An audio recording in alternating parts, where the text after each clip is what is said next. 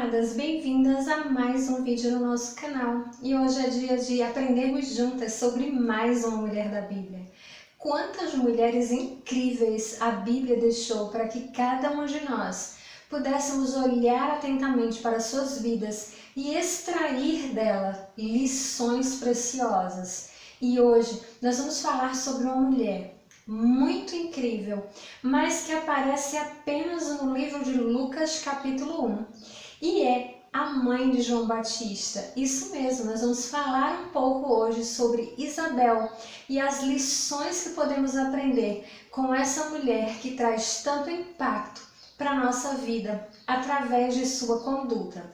Antes de focarmos nos pontos que vamos aprender com a vida de Isabel, vamos fazer um pequeno resumo sobre a vida dessa mulher. Nós sabemos que ela era descendente de Arão, ou seja, da tribo de Levi, juntamente com seu esposo Zacarias.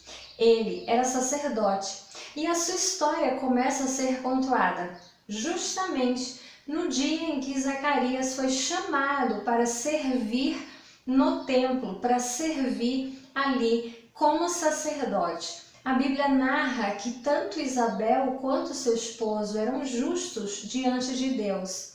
Mas a Bíblia também narra que eles eram avançados em idade e não tinham filhos.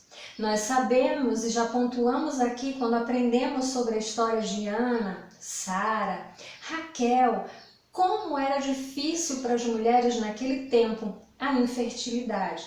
Não que hoje isso não traga um peso, mas o que acontece é que naquele tempo, principalmente na comunidade de Israel, uma mulher que não podia gerar filhos era tida como amaldiçoada por Deus. Imagine você carregar isso com você, dia após dia, durante os seus anos de casamento. E como a Bíblia narra, nesse ponto, Isabel já era avançada em idade junto com seu marido e provavelmente os seus planos e desejos de tornar-se mãe já estavam esquecidos.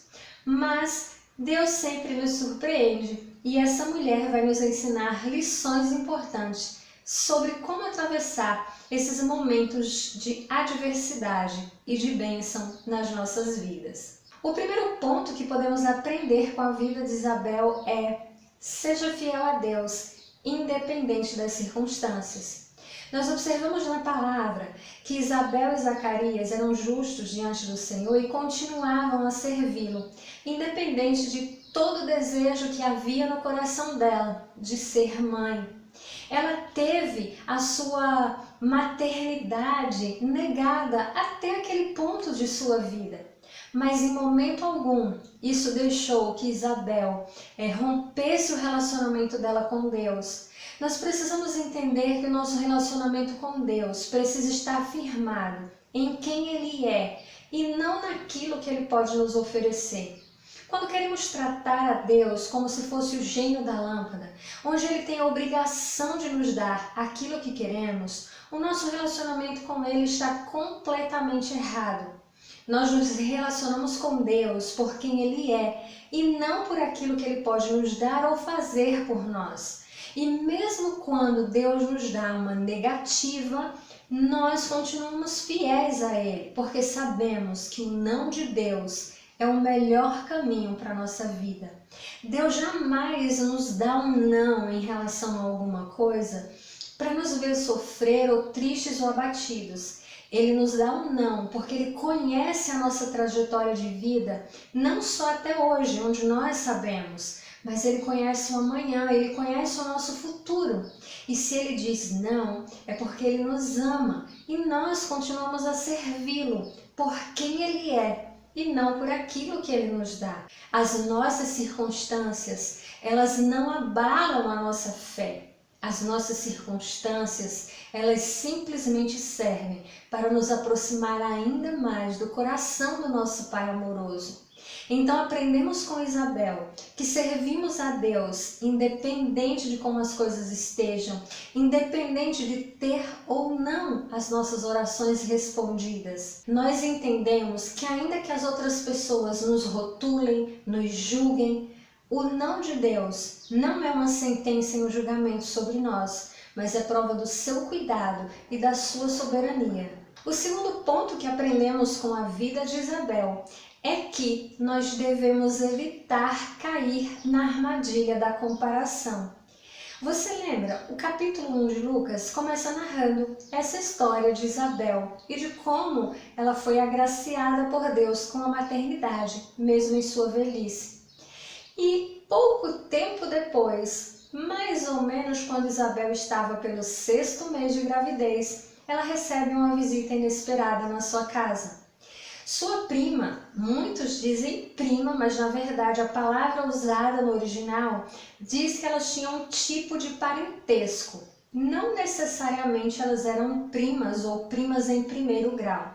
Até porque se nós olharmos a genealogia, vemos que Isabel era da tribo de Levi e Maria não era da tribo de Levi. Então elas tinham sim um parentesco, porque elas faziam parte, da genealogia dos 12 filhos de Israel, mas elas poderiam não ser necessariamente primas ou primas em primeiro grau. O fato é que elas tinham um parentesco. E quando Isabel estava no 6º mês de gravidez, Maria chega para visitá-la e traz consigo uma notícia. Isabel deveria estar radiante, afinal ela agora estava gerando um filho, algo que ela desejou a vida inteira e alcançar agora na sua velhice. Mas quando Maria chega, a exclamação de Isabel já traz louvor a Deus. Ela diz que o bebezinho que estava em seu ventre se mexe, se comove de alegria por estar diante da mãe do seu Senhor. Isabel recebe ali uma revelação do Espírito Santo que o filho que Maria carregava seria, digamos, bem mais importante que o bebê que ela estava gerando. Mas sabe o que acontece? Quando eu e você sabemos do plano de Deus para a nossa vida, não nos preocupamos em compará-la com o plano que Deus está cumprindo na vida de outras pessoas. Cada um de nós tem um plano e um projeto específico dado por Deus. E nós precisamos entender o nosso plano, viver o nosso plano e nos alegrarmos com o plano que Deus está realizando na vida das amadas que estão ao nosso redor. E foi isso que Isabel fez. Ela estava alegre porque tanto ela como sua parente estavam cumprindo o plano que Deus tinha traçado para suas vidas. Ambas estavam vivendo um milagre, o milagre que Maria estava vivendo por receber a dádiva de Deus de gerar o Salvador. Era também um milagre vivido por Isabel, por gerar um bebê em sua velhice, uma mulher estéril que agora estava grávida. Ambas estavam vivendo um milagre e ambas estavam vivendo o cumprimento do plano de Deus. Isabel não se deixou cair na armadilha da comparação, mas conseguiu alegrar-se não só por si mesma, mas pela alegria de estar vendo ali Maria vivendo o milagre, o plano de Deus na vida dela. Outra coisa que nós podemos pontuar sobre a história de Isabel é que Deus coloca pessoas em nossa vida com um propósito. Quando Maria vai até Isabel para contar o que estava acontecendo, para compartilhar o que estava acontecendo, mas também para ver a sua prima, que o anjo havia avisado para ela que já estava no 6º mês de gravidez, depois de tanto tempo sendo uma mulher estéril. Deus une a vida dessas duas mulheres com um propósito específico. A Bíblia não narra o que aconteceu durante os meses que Maria passa com Isabel, que durou aproximadamente 3 meses. A Bíblia não conta esses detalhes, mas nós podemos imaginar que elas, como duas mulheres grávidas, que estavam vivendo o plano de Deus, tinham muita coisa para conversar uma com a outra, para confortar uma a outra. Já pensou como Isabel foi útil à vida de Maria para falar sobre a gravidez, sobre os incômodos da gravidez, sobre como Maria foi útil à vida de Isabel para apoiá-la no último trimestre de gravidez, que nós sabemos, as mulheres que estão gestantes, quando ficam no último trimestre, fica mais difícil fazer as coisas, o peso ali da barriga. Então Maria estava ali para auxiliá-la também. Deus une vidas com um propósito. Esteja atenta a isso, que Deus coloca pessoas em nossa vida para que nós ministremos a vida delas e para que também possamos aprender algo com suas vidas. E o quarto e último ponto que aprendemos com essa mulher de Deus é a declarar vida e bênção sobre a vida das pessoas. Imagine que quando Maria chega à casa de Isabel e Isabel tem aquela revelação que Maria estava grávida e Maria conta como aconteceu. Isabel poderia ter feito perguntas que já estavam fervilhando no coração de Maria, como, por exemplo, você já pensou que as pessoas vão falar? O que você vai fazer com toda essa situação? Como você vai enfrentar o seu noivo?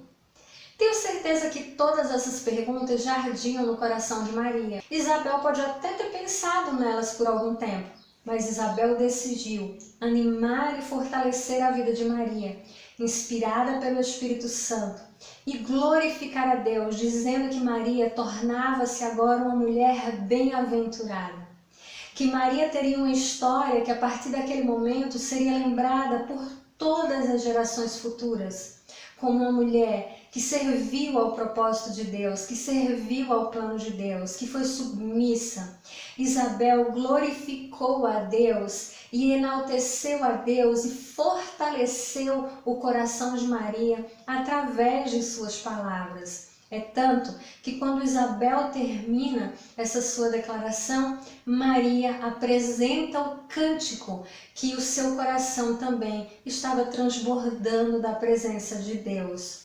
Que eu e você possamos ser esse tipo de mulher que declara bênção sobre a vida das outras mulheres, que não traz para elas perguntas e questionamentos que não vão elevá-las, que não vão conduzi-las para mais perto de Deus, mas que sejamos mulheres que juntas fortalecem umas às outras, que declaram palavras de bênção, de vida, de vitória, de alegria para a vida de outras mulheres. Eu espero que você possa analisar com mais calma a história de Isabel em Lucas capítulo 1 e ter outras revelações por parte do Senhor que fortaleçam o teu coração a respeito de mais essa mulher da Bíblia. Se você não sabe, aqui no canal nós já temos mais de 40 mulheres, onde falamos e aprendemos sobre a vida de cada uma delas. 30 delas estão reunidas na série Mulheres da Bíblia. Eu vou deixar marcado nesse card aqui se você ainda não conferiu. E outras mulheres estão separadas na tag Mulheres com Propósito e Mulheres da Bíblia. É só você procurar aqui na playlist do canal. Se você desejar aprender sobre outras mulheres da Bíblia, é só deixar aqui nos comentários, que vai ser uma alegria para mim fazer um vídeo aprendendo com você sobre mais mulheres da Bíblia. Não esqueça que temos um encontro marcado dia 27 de outubro na nossa live aqui no canal. Para informações com mais detalhes, vai ficar passando aqui na tela e também na nossa comunidade aqui no YouTube. Que a paz do Senhor esteja no seu coração, fica com Deus e nos vemos no nosso próximo vídeo. Tchau!